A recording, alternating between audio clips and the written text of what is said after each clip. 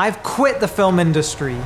Sort of. 10 years ago, I started as a freelancer, working on TV commercials, music videos, short films, taking on jobs as a camera trainee, lighting trainee, runner, gaffer, electrician, focus puller, DOP, cinematographer, and one-time on-set dance master. After more than 100 projects, I moved my focus to YouTube content, being the head of video for a dating channel, while releasing my own content on this channel. So why leave my film clients and connections behind to focus on YouTube? What's wrong with the film industry? Super long work hours. Film shoots aren't your typical 9-to-5 deal. The average workday is around 11 hours, and most times if you're starting out as a trainee, you're gonna go over this time as you put in the extra effort to try and impress your colleague. This long work culture is prevalent in the film industry, and it's worse on the low budget projects that you're likely to start out on. If you're working on a series or a movie, your life is gonna be dominated by 6-day work week, with one rest day spent washing your clothes and watching Netflix to decompress for the next week's shooting block. I remember working on a shoot in London which wrapped at 1 a.m. and I had to drive back to Manchester with all the film equipment for another shoot that started at 6 a.m. So I ended up sleeping in the lighting rental company's warehouse for just 2 hours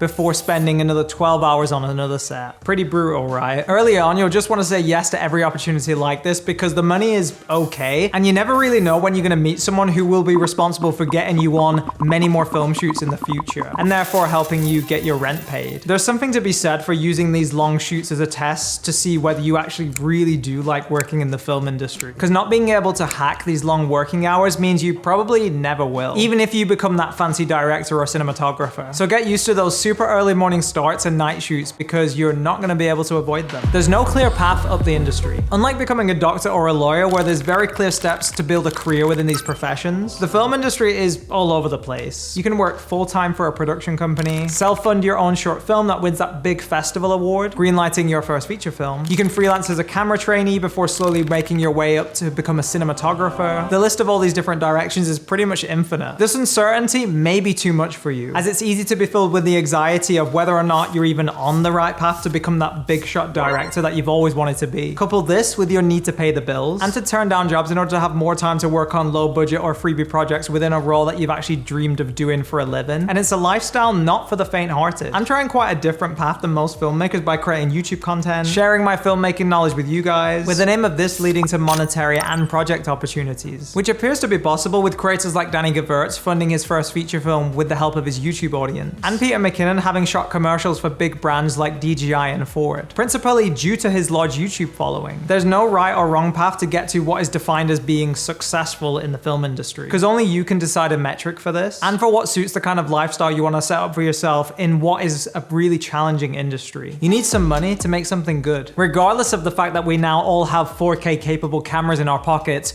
filmmaking still isn't cheap. Yes, you can find some cool locations for free, and you can even ask your mama to help you out with all of the catering. But if you want to make a really great short film, you're likely going to have to fork out some amount of money. Many filmmakers have this dream of spending months writing a short film script, then making it happen, and finally they receive all of the accolades that they've been dreaming of having, before then getting that big break into Hollywood. The reality is, this is unbelievably rare. And unless your film is something particularly special that stands out amongst all of the other filmmakers trying to do the same thing, and you spend the time, money, and effort to get it in front of people, no one is gonna care. This doesn't mean that you shouldn't go ahead and make that short film that you've been playing around with in your head for months. You'll likely learn a lot of new skills in the process and create some great memories, and hopefully something decent for your portfolio. But please try to manage expectations for what the end product is actually gonna do for your career. It's likely just a small stepping stone in your skill set acquisition across the many years of numerous projects that you're gonna be working on throughout your whole film career. The super long grind up. The first couple of shoots I did in the industry were freebies, and it wasn't until I graduated film school where I was able to land my first paid lighting trainee job, where I was given a whopping £50 a day. At first I was just so happy to be getting paid just to even be on a film set, learning the ins and outs of how a production is ran, how to use these big film lights, and observing how other cinematographers work. It wasn't until a whole year later where I got my first job over £100, which for 11 hours of really hard work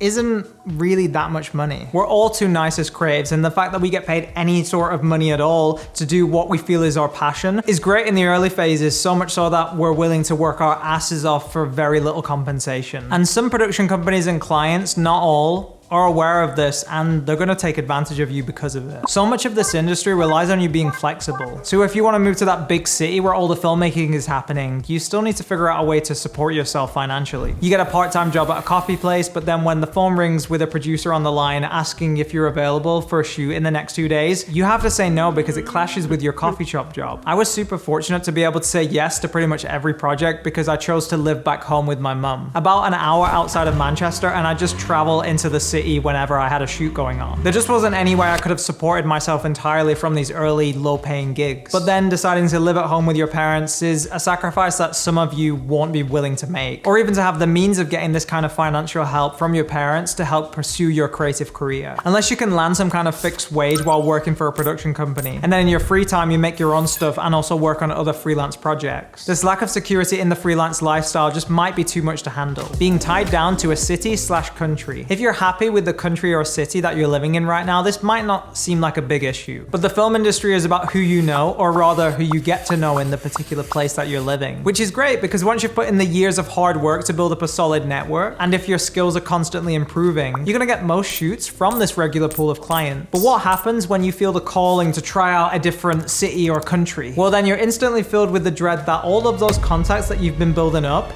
they're not gonna call you if you move away, and your main source of income will just disappear. I had this experience when I moved here to Budapest. After a while, the UK contacts just stopped calling me. If you're not around, people will slowly forget about you. And as much as some collaborators might love working with you, the fact you're less flexible now to hop on shoots last minute, or to wreck your location that just said yes to allow you to film there, means you're at a serious disadvantage to that local upcoming filmmaker Chad. If you're a massive cinematographer like Roger Deakins, this doesn't apply, because studios will happily fly him around the world to get him involved in their projects. But until you're at his level, a change of country or even city is gonna have a pretty dramatic hit on the work coming your way. This is really one of the key factors for why I started this YouTube channel, being able to create content that doesn't rely on anybody else but myself. And it's something I can do no matter where I live in the world. And hopefully in a few years when that sweet sponsorship money comes rolling in, it'll also be a nice source of income. I hope I haven't scared you out of contacting that production company in your city, or shooting that film project that you've been planning for weeks on end. Working on film shoots have been some of the most rewarding things that I've ever done in my life. But there's just so many things about the lifestyle and culture of this industry that I felt people needed a fair warning about to decide for themselves whether or not they should pursue this career. You'll only know if you give it a try, but keep in mind the points I've detailed because you're bound to experience them at some point. If you're curious how many shoots I've done over my 10 years as a freelance filmmaker, you should check out this other video right here. Hit that subscribe button if you haven't, because if you do,